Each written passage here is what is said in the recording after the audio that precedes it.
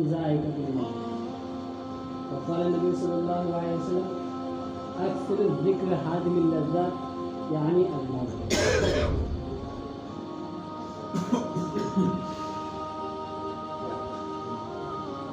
اللہ تبارک تعالیٰ نے ہم سب کو ایک حسین زندگی عطا فرمائی اور اس زندگی کا مقصد اپنی رضا کو بنایا. ہماری زندگی کا مقصد اللہ تبارک تعالیٰ نے اپنی رضا کو بنایا اور ہماری زندگی کا ایک حد ہے. ہماری زندگی لامحدود نہیں، ایک حد ہے، لیکن وہ حد ہمیں پتہ نہیں. اللہ تعالیٰ قرآن فرماتے ہیں کہ کل نفس ذائقۃ الموت، ہر نفس کو، نفس مطلب جاندار جس کے اندر جان ہے، ہر نفس کو موت کا مزہ چکھنا ہے. کل نفس ذائقۃ الموت. اور اسی طریقے سے آپ صلی اللہ علیہ وسلم فرماتے ہیں کہ اکثر ذکر ہادم اللذات یعنی الموت، کہ تم لذتوں کو ختم کر دینے والی چیز یعنی موت کو کثرت سے یاد کیا. لذت کون ختم کرتا ہے؟ موت ہی تو ختم کر دی. لذت مزے جو ہے دنیا کے زندگی کے یہ موت ہی تو ختم کر دے گی. تو آپ صلی اللہ علیہ وسلم نے فرمایا کہ اکثر ذکر ہادم اللذات یعنی الموت، یعنی کہ تم لذتوں کو ختم کر دینے والی چیز یعنی موت کو کثرت سے یعنی خوب یاد کیا کرو. بعض لوگ ایسے کرتے ہیں کہ بہت مانگنے لگتے ہیں. مانگنا الگ ہے اور یاد کرنا الگ ہے. تو مانگنا نہیں چاہیے موت، کیونکہ اللہ تبارک تعالیٰ نے موت کی حد متعین کر دی کہ بس وہاں تک تمہاری زندگی ہے، اس کے بعد موت ہے. اور یاد کرنا یہ تو بہت ضروری بات ہے. فرمایا جو شخص موت کو یاد کرتا ہے اس کے دل سے دنیا کی محبت نکل جاتی ہے، کیونکہ اس کے سامنے ہوتا ہے نا کہ آخر اختتام ہے، ساتھ میں کچھ جائے گا نہیں، آخر فنا ہونا ہے. تو اس کے دل سے دنیا کی محبت نکل جاتی ہے، اور جس کے دل سے دنیا کی محبت نکل گئی اس کے دل میں اللہ کی محبت آ گئی. اور ہم سب چاہتے ہیں کہ ہمارے دل میں اللہ کی محبت آ جائے، ہے نا.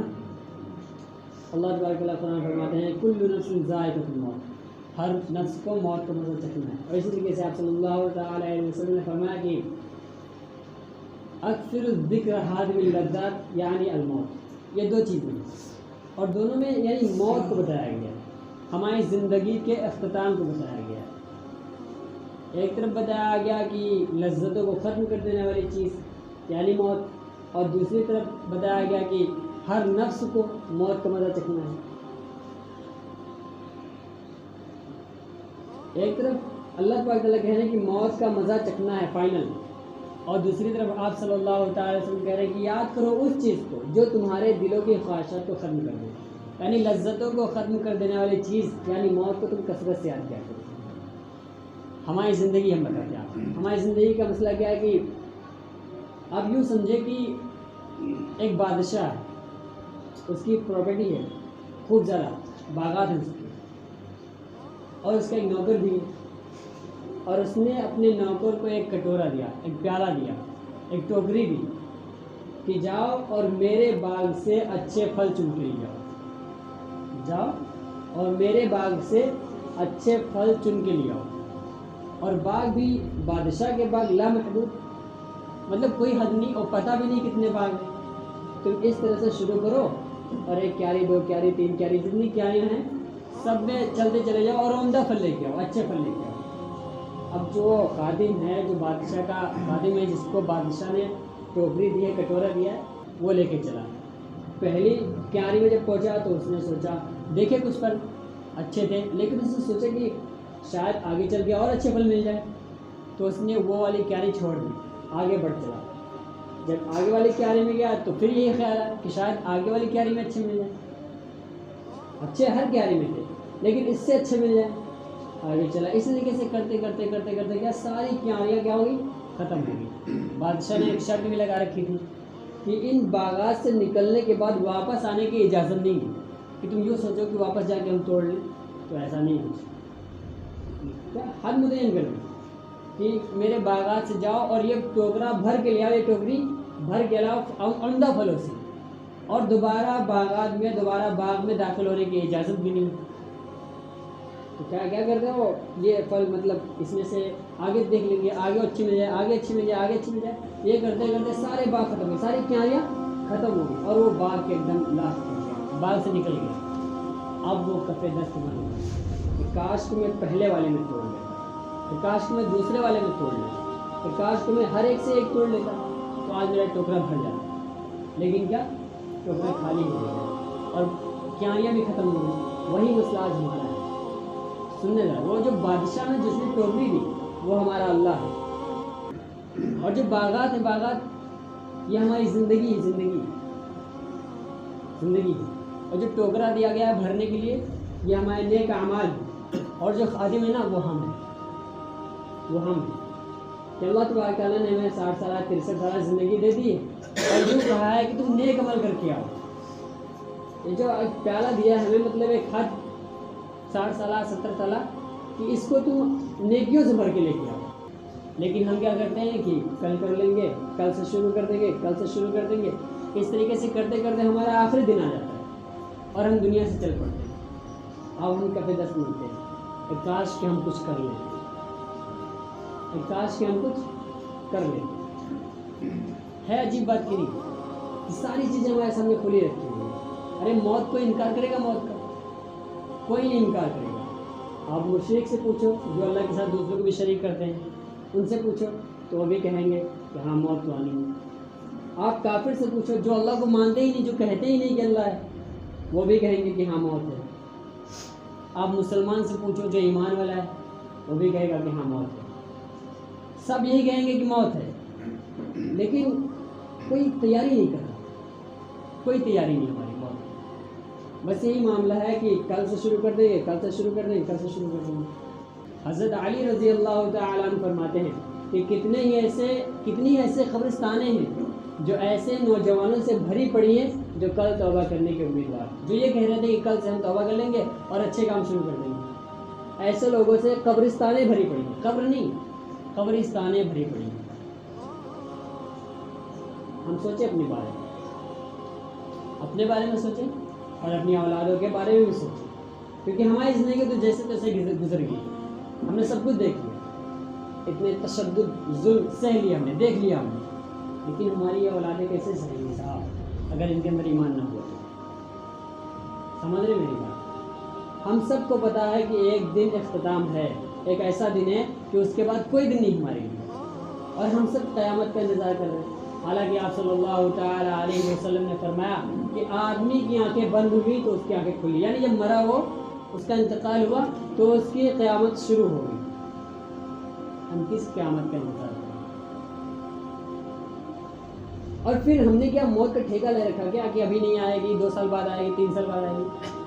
پتہ نہیں، ہم یہاں بیٹھے بات کر رہے ہیں، اٹھنے سے پہلے ہماری موت آ جائے، ہے کہ نہیں؟ تو ہم کس بنا پر یہ سب کر رہے ہیں کہ مطلب کل سے شروع کر دیں گے، یہ صرف ایک دھوکہ ہے، شیطانی وسوسہ ہے، اس کو چھوڑیں۔ ہم گناہوں سے دستبردار ہو کے اللہ کی طرف آ رہے ہیں، ہے نا؟ اصل کیا بات ہے کہ مطلب ہمیں یقین ہے نا موت یقین ہے کہ نہیں؟ یقینی چیز ہے نا موت، لیکن پھر بھی مطلب ہمیں پتہ ہے کہ موت آئے، یہ بھی نہیں پتہ کب آ جائے، لیکن اس کے باوجود بھی ہم گناہوں میں لگے ہوئے ہیں۔ ذرا سوچے صاحب کہ ہم کوئی ایسا گناہ کر رہے ہوں، اس گناہ کے درمیان اگر ہماری موت آ گئی تو کیا ہوگا؟ وہ سمجھے کہ ظہر کا وقت ہے، ظہر کے وقت میں اذان ہو چکی ہے، ہم نے سن لیا اذان، لیکن پھر بھی ہم مسجد نہیں آ رہے ہیں، اور اس وقت میں اگر ہماری موت آ گئی تو ہم کیا جواب دیں گے اللہ کو؟ کیا کہیں گے کہ یار ہم جانے والے تھے مسجد، لیکن آپ کے فیصلے ملک میں موت آ گئی اور ہم اٹھا رہے ہیں؟ کہہ پائیں گے ہم؟ نہیں کہہ پائیں گے، کیونکہ ہم آنا ہی نہیں چاہ رہے تھے نا۔ ہم سب کی موت کا وقت متعین ہے، لیکن پتہ نہیں ہے کب ہے، یہ آپ ذہن نصیب کر لیجیے۔ ہم سب کی موت کا وقت متعین ہے، لیکن پتہ نہیں۔ یہ تو وہی امتحان والی بات ہو گئی کہ امتحان دینا ہے، لیکن سوالات کون کون سے آئیں گے پتہ نہیں، تو آدمی بے چین ہوتا ہے، محنت کرتا ہے، راتوں کو اٹھ کے پڑھتا ہے، صبح فجر سے پہلے پڑھتا ہے، جب موقع مل جاتا ہے تب پڑھتا ہے، اس کا ذہن وہی رہتا ہے کہیں ایسا نہ ہو کہ فیل ہو جائے۔ لیکن دنیا میں اگر فیل ہو گیا تو کیا ہو؟ کچھ ہوگا کیا؟ اگر آخرت میں فیل ہوگا تو اللہ کے سامنے جہاں انبیاء علیہ الصلوۃ والسلام ہوں گے، جہاں صحابہ اکرام ہوں گے، جہاں ہمارے آگے والے اور پیچھے والے تمام لوگ ہوں گے، اگر وہاں ہم فیل ہو گئے تو کیا بنے گا؟ کیا بنے گا؟ کچھ سوچا ہم نے؟ اور سب کچھ ہمارے سامنے موجود ہے کہ نہیں موجود؟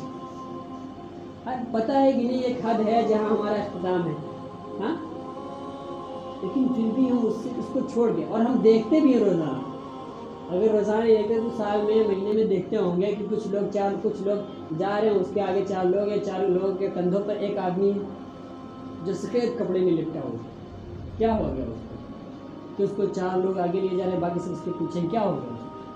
ابھی تو ہمارے ساتھ تھا، کیا ہو گیا؟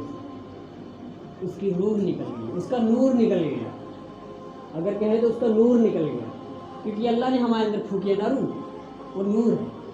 لیکن ہماری مطلب خاک میں، ہماری مٹی نے، آدمی 2 چیزوں سے بنا ہے نا، مٹی سے بنا ہے اور روح سے بنا ہے۔ روح یہ اللہ نے پھونکی جو کہ نور ہے، اور خاک یہ مٹی ہے۔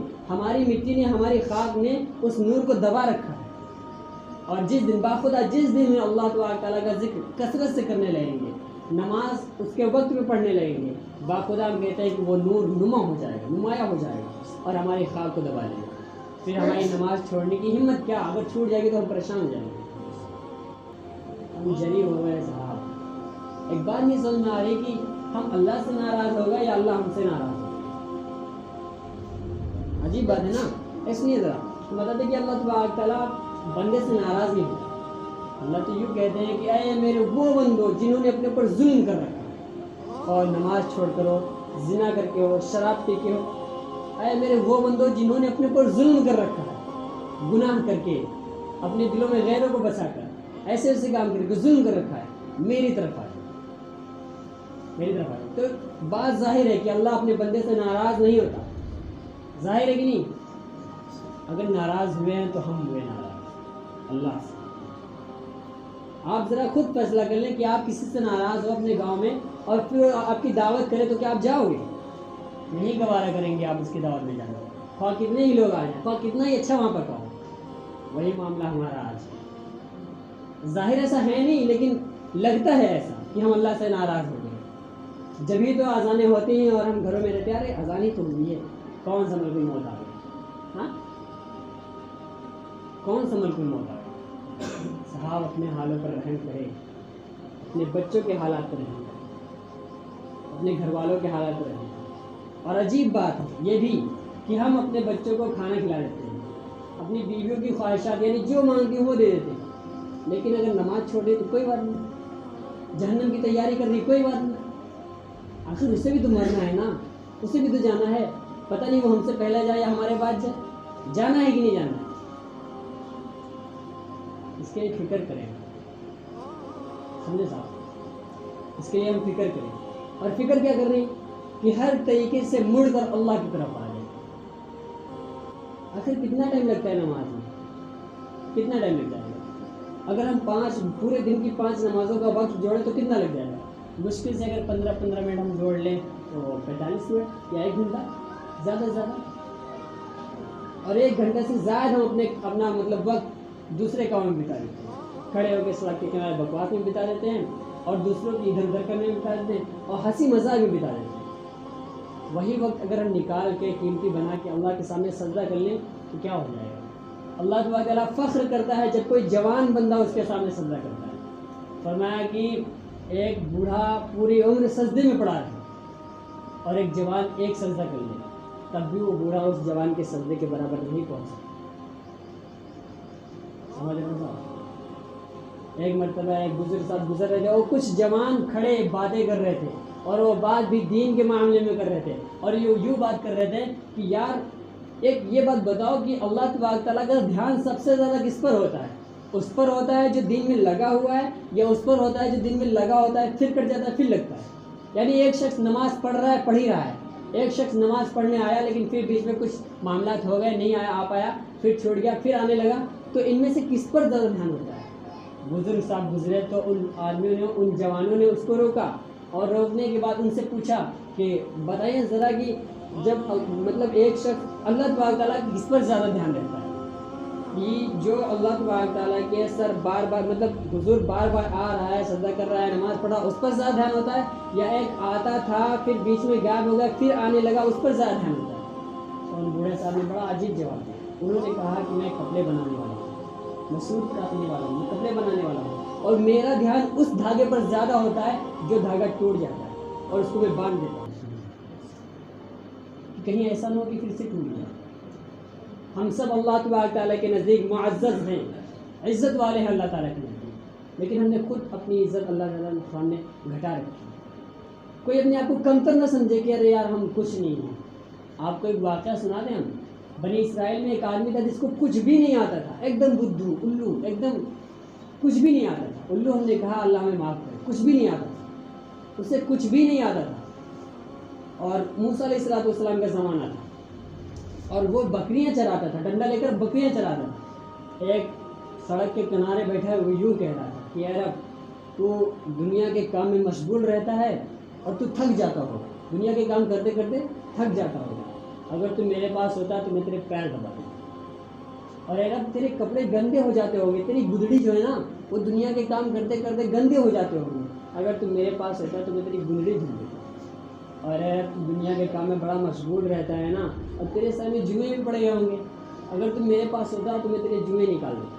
کیسی مطلب کیسی باتیں کر رہا اللہ کے عشق میں۔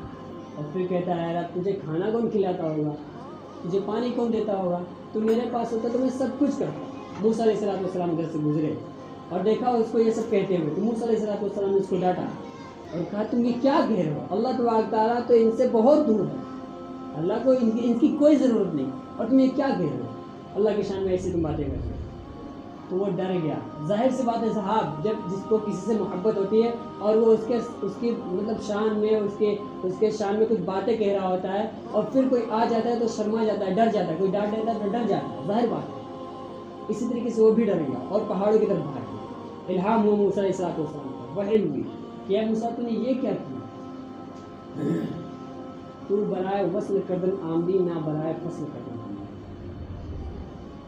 مطلب اے موسیٰ تم نے یہ کیا کیا، تم نے میرے محبوب میرے دوست کو مجھ سے ناراض کر دیا۔ ایک شخص کو کچھ نہیں آتا تھا، وہ اللہ کے حضور ایسی باتیں کر رہا تھا، کچھ نہیں آتا تھا اسے، نہ نماز سے مطلب نہ ذکر، بس اسے اللہ سے محبت تھی۔ تو اللہ تبارک تعالیٰ نے کیا کہا موسیٰ علیہ السلام، اے موسیٰ تم نے یہ کیا کیا، تم نے میرے محبوب کو میرے دوست کو مجھ سے ناراض کر دیا، جاؤ اسے منا کے لاؤ اور وہ جو کہہ رہا تھا وہی اس سے کہہ لو۔ سمجھے آپ؟ تو ہم سب کوشش کریں کہ ہم اللہ تبارک تعالیٰ کے محبوب ہو جائیں اور ہم خود اللہ کے عاشق ہو جائیں، ہم اللہ سے محبت کرنے والے ہوں، کریں گے تو کوشش